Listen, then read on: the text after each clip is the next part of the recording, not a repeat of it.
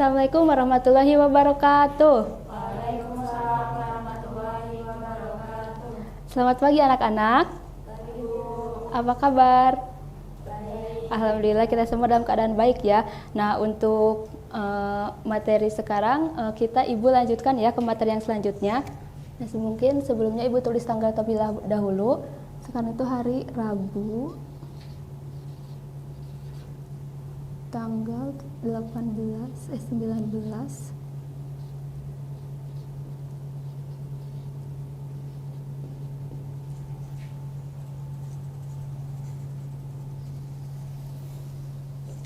Nah, mungkin sebelum Ibu menyampaikan materinya, Ibu akan menyampaikan dulu tujuan pembelajaran pada pagi hari ini. Nah, tujuan pembelajaran pada pagi hari ini, Ibu harap kalian itu bisa dapat menghitung pH dari larutan basa kuat dan basa lemah.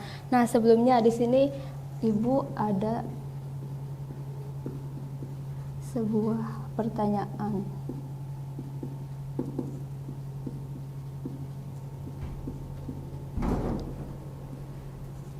Nah, kemarin kita kan sudah belajar larutan asam ya, berarti sekarang kita akan belajar larutan basa. Nah, di sini ada larutan licin dan kasar. Nah, contoh yang licin itu dalam kehidupan sehari-hari itu misalnya apa?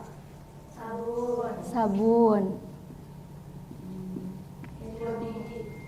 Hand body. Terus boleh kan minuman gak licin, yang teksturnya licin. Terus ada deterjen juga ya, deterjen. Nah ini tuh yang sabun, hand body, terus deterjen termasuk ke dalam sifat basa ya teman-teman. Ini tuh masuk ke dalam basa. Nah, di dalam deterjen itu mengandung bahan kimia senyawa apa? Ada yang tahu nggak bahan kimia dalam deterjen itu apa? NaOH, ya NaOH.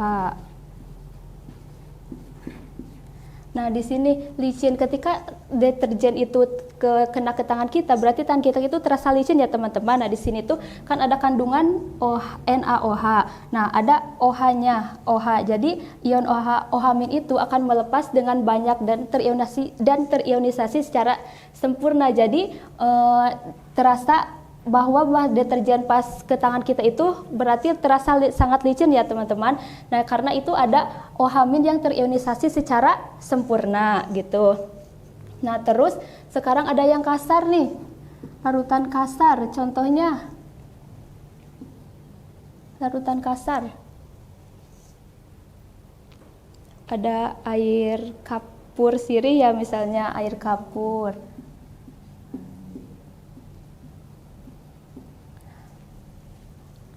Terus ada yang tahu dari yang kasar itu misalnya ini ada NaH CO3. Nah, ini kan ada melepas OH- ya teman-temannya. Ini kalau ini tuh melepas OH-nya itu secara tidak sempurna gitu. Jadi sedikit OH- yang dilepaskan sehingga terasa bahwa air kapur itu terasa pada tangan tuh kasar karena ada yang terionisasinya tidak sempurna, larutannya tidak larut dengan sempurna. Jadi masih ada larutan-larutan yang terdapat pada larutan air kapur atau NaH3CO ini. Nah, mungkin kita langsung saja ke materinya. Berarti sekarang itu kita akan membahas tentang larutan basa kuat dan basa lemah. Jadi basa kuat yaitu basa kuat.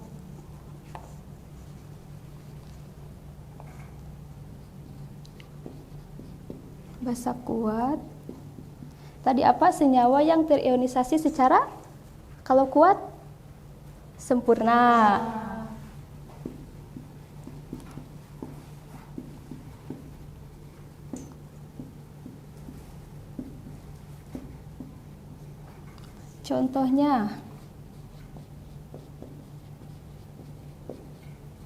Contohnya basa kuat ada yang tahu? Tadi ini ya NaOH. Terus ada KOH. Terus ada yang tahu? LiOH. Terus RbOH ya teman-teman, RbOH dan seterusnya. Nah, kita kan akan belajar menghitung tentang pH dari larutan basa kuat dan basa lemah. Nah, ada yang masih ingat pH itu apa?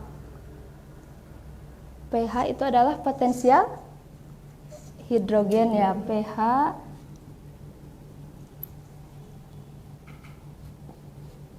itu potensial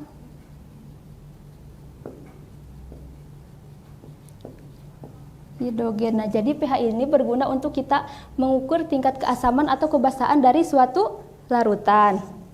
Nah, kita kan akan belajar mencari pH. Nah, di sini kan ada larutan basa kuat dan basa lemah. Nah, otomatis rumusnya itu berbeda. Nah, kita akan mencari yang basa kuat terlebih dahulu.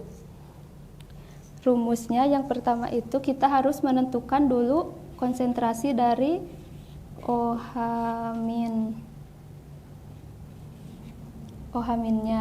Nah, di sini kan berarti kita juga harus menentukan reaksi disosiasinya dari NaOH. Misalnya ini kita reaksinya NaOH bereaksi menjadi Na plus ditambah OH-.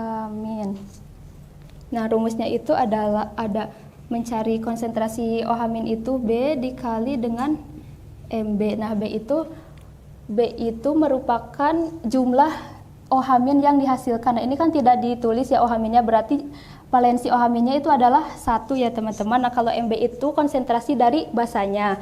Nah, selanjutnya untuk menentukan pH ada tahap yang harus dikerjakan lagi. Kita juga harus menentukan dari nilai pOH-nya. pOH. Rumusnya itu adalah min log OH-. Nah, pH ditambah dengan pOH ini nilainya sama dengan 14 ya teman-teman. Atau dengan setara atau 10 min 14 gitu ya. Nah, mungkin untuk kita lebih mudah mengerjakannya, kita langsung ke latihan soalnya ya teman-teman.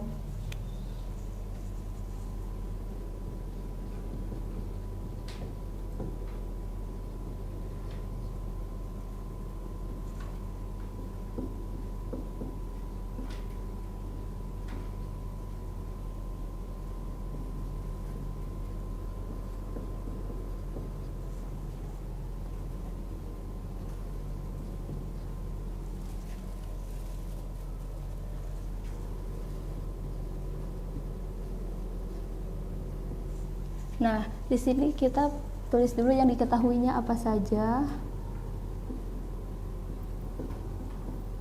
Nah, kita diketahui apa saja teman-teman yang diketahuinya?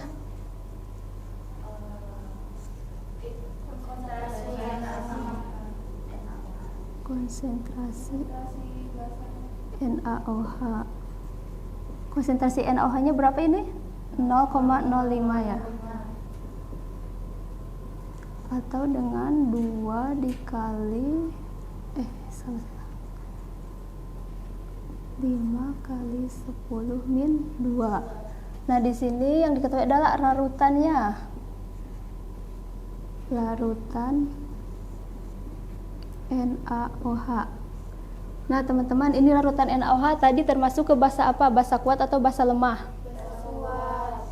Basa kuat.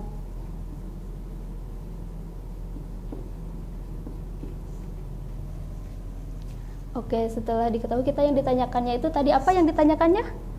pH.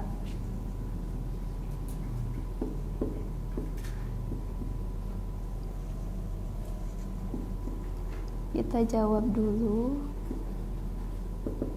Tadi reaksi disosiasinya, tulis terlebih dahulu.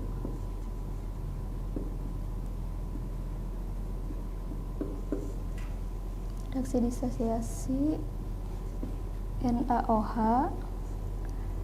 menghasilkan apa? Na plus ditambah OH min. Nah, kalau basa gitu cirinya berarti ada OH min.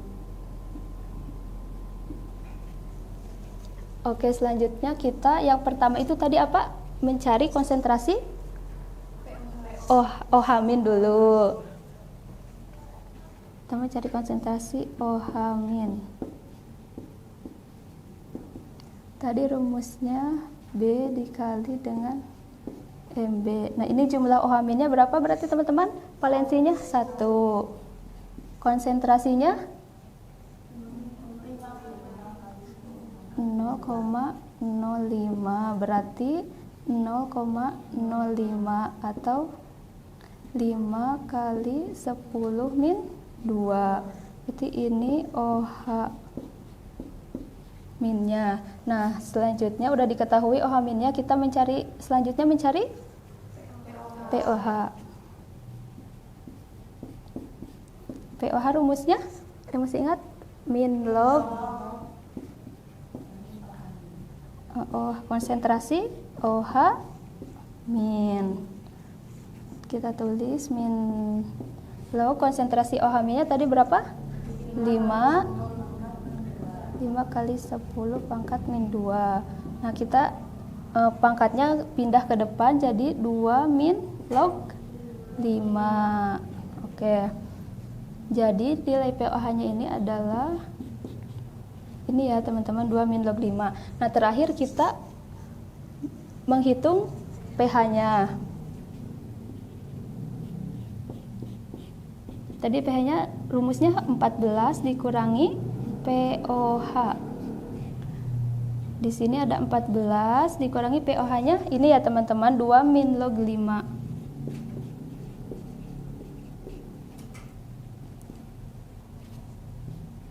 Nih, 14 dikurangi 2 berapa? 12. Karena min sama min berarti menjadi plus. Plus log 5. Nah, jadi pH-nya itu adalah 12 plus log 5. Nah, bisa kalian cari log 5-nya itu berapa, nanti bisa ditambahkan langsung dengan 12 gitu ya. Udah paham sampai sini? Ada yang mau ditanyakan? Belum. Berarti kalau belum ada yang ditanyakan, kita lanjut ke larutan yang basa lemah. Ibu hapus dulu ya, papan.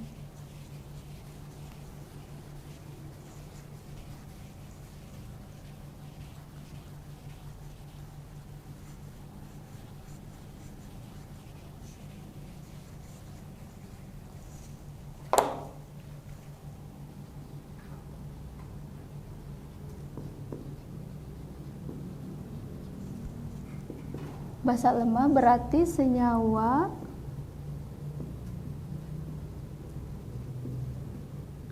basa. Tadi kan yang kalau kuat terionisasinya secara sempurna, berarti kalau lemah tidak sempurna.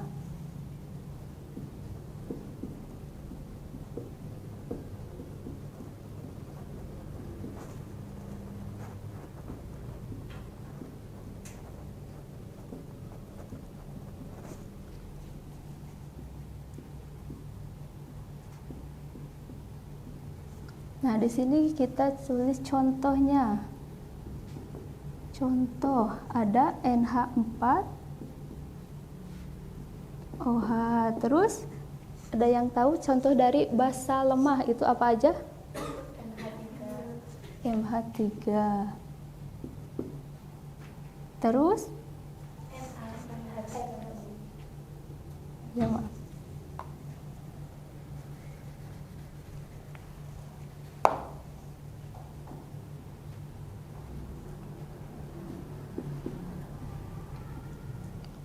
Terus ada yang tahu yang bisa memberikan contoh dari basa lemah? MgOH2. Nah, dan seterusnya ya. Nah, di sini kita ambil contohnya yang NH4OH. Kita reaksinya berarti menjadi NH4+ ditambah OH minus. Nah, di sini tuh ada reaksi KB. Nah, karena ini ada reaksi ketetapan reaksi, berarti kita rumusnya itu akan menggunakan KB, ketetapan kesetimbangan basa ya teman-teman. Nah, di sini juga ada rumus yang harus kalian lakukan untuk mengetahui pH dari larutan basa itu. Nah, yang pertama itu kita sama menentukan nilai KOH-nya terlebih dahulu ya. Konsentrasi OH-nya.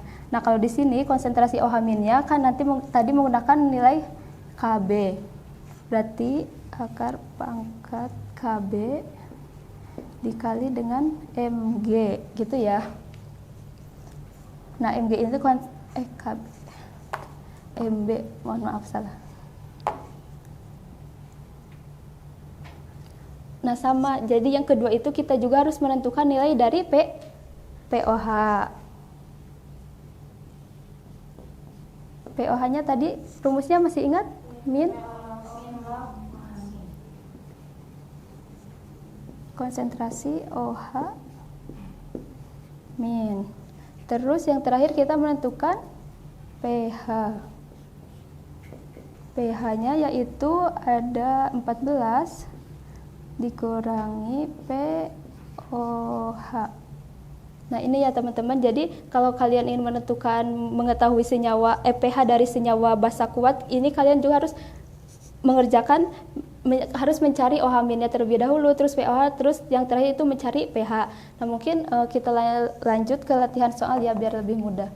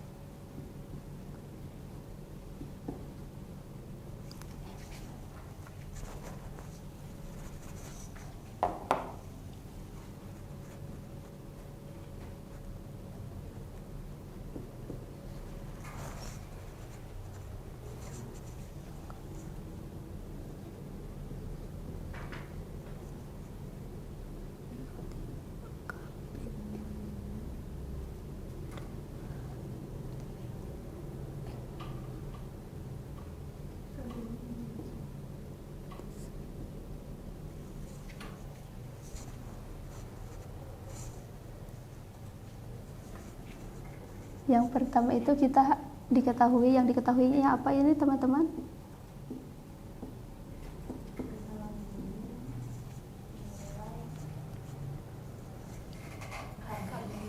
KB. KB-nya sama dengan 2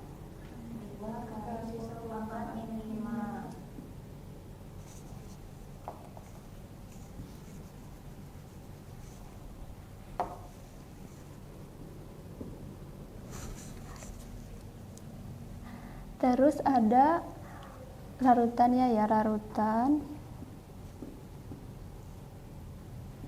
Na2O NH4. Salah, mohon maaf teman-teman, NH4 ini.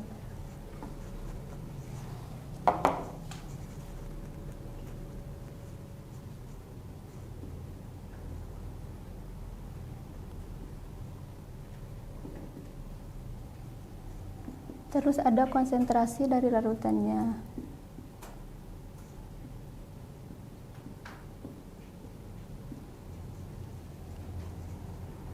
Nah, ini larutan NH4OH ini tadi termasuk ke basa lemah.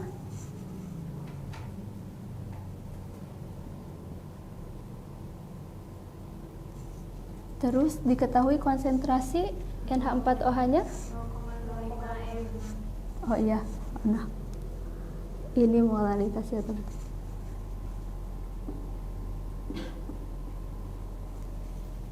Nah, kita langsung dijawab.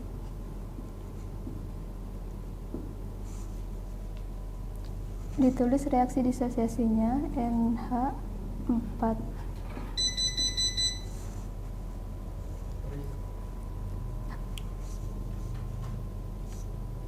Eh, mungkin Ibu cukupkan pada pertemuan kali ini. Mohon maaf bila ada kekurangan atau kesalahan. Kita lanjut di minggu depan. Kita akan membahas yang soal tentang asam basa lemah ya teman-teman. Terima kasih atas perhatiannya.